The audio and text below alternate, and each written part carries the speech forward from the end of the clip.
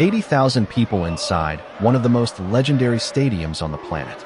The Azteca, now called Estadio Azteca, reopening its doors after years of renovations, ready to host the opening match of the 2026 World Cup. What should have been the biggest celebration in Mexican football for years turned into an absolute nightmare in seconds. A fan lost his life. A tragic fall from the second level of the VIP boxes just moments before kickoff. Mexico against Portugal. A goalless draw.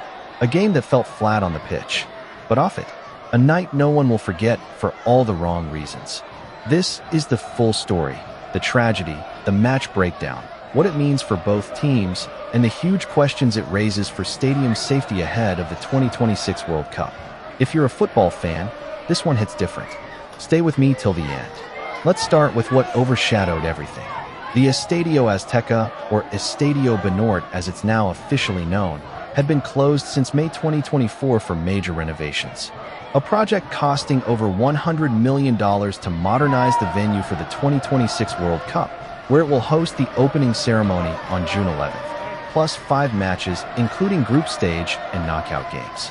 This Saturday night was the big test event. Over 80,000 spectators filled the stands. The atmosphere was supposed to be electric. The new facilities, better seating, improved roof structure. Everything looked ready for the world stage. But tragedy struck shortly before kickoff. According to Mexican security authorities, a man in the VIP box area, Palcos, attempted to change sections.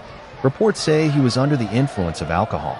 He tried to jump or climb from the second level to the first level by going along the exterior of the structure. He lost his balance and fell all the way down to the ground floor, reportedly landing in the parking area. Medical staff rushed to him immediately, but despite their efforts, he passed away. The news spread quickly through the stadium. A heavy silence fell over parts of the crowd. The excitement evaporated in an instant. Mexican authorities confirmed the details. The fan was intoxicated and attempted to scale between tiers. An investigation is ongoing, but the outcome is heartbreaking. Our thoughts and condolences go out to the victim's family, friends, and all those affected. Football is supposed to bring joy and unity. Moments like this remind us it's just a game, and human life is far more important. Despite the incident, the match went ahead as planned. But for many inside the Azteca that night, the result didn't matter. The shadow of the tragedy hung over everything. With that heavy context in mind, let's talk about what actually happened on the pitch. Mexico versus Portugal. A friendly meant to be a serious test for both sides as they prepare for the summer of 2026. Portugal arrived without their all-time top scorer Cristiano Ronaldo. Roberto Martinez used the game to rotate and experiment. Mexico, playing at home at over 2,200 meters of altitude, wanted to show they can compete against top European nations. The game kicked off under difficult conditions. The thin air at the Azteca is famous for punishing teams not used to it. Portugal handled it surprisingly well for long stretches. The Selecao dominated territory and possession. They showed good collective organization even without CR7. Nuno Mendes was very active on the left, making dangerous overlapping runs and delivering dangerous crosses. Bruno Fernandes acted as the conductor in midfield, dictating tempo with his vision and passing range. Portugal created the clearest chance of the first half. A slick move started on the right with Francisco Conceição. The ball worked its way across and fell to Gonçalo Ramos. He struck it cleanly, only for the shot to crash against the post. So close to an opening goal right before the break. Mexico, on the other hand, struggled offensively. Tried to play on the counter, using quick transitions, but they repeatedly ran into a compact and disciplined Portuguese defensive block. Rui Silva in goal looked solid and rarely troubled. It was a cautious, tactical battle. Portugal had more of the ball and better territorial control, but they lacked that final clinical edge in the attacking third. Mexico defended bravely but offered very little going forward in the opening 45 minutes. At halftime, Roberto Martinez made a massive statement, 7 substitutions at once. This was clearly an experimental night to test squad depth. Vitinha and João Neves entered the midfield and immediately improved the fluidity. The Portuguese passing became sharper, the movement more dynamic. Portugal continued to press and control the game, but Mexico sat deeper, defended in a compact block, and looked to hit on the break. The game finally came alive in the final stages. Mexico had the biggest chance of the entire match.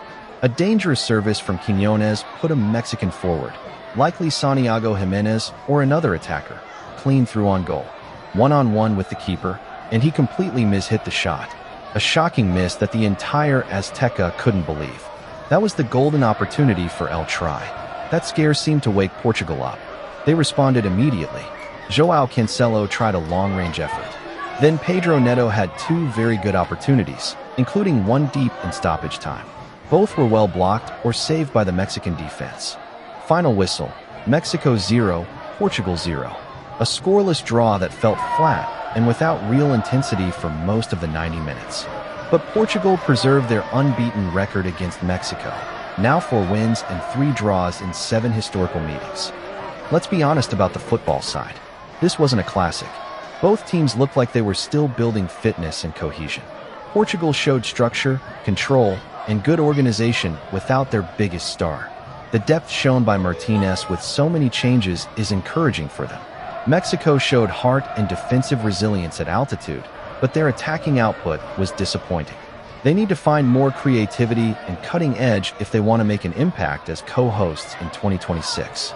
The altitude remains a huge factor at the Azteca. It levels the playing field and makes it very difficult for visiting teams to maintain high intensity for 90 minutes. For the renovated stadium, the infrastructure largely held up. The crowd was impressive, but the tragic incident raises serious questions about safety in the VIP areas, crowd management, alcohol policies, and how to prevent fans from attempting dangerous climbs or jumps between sections. With the World Cup just months away and millions of fans expected, stadium safety must be the absolute priority.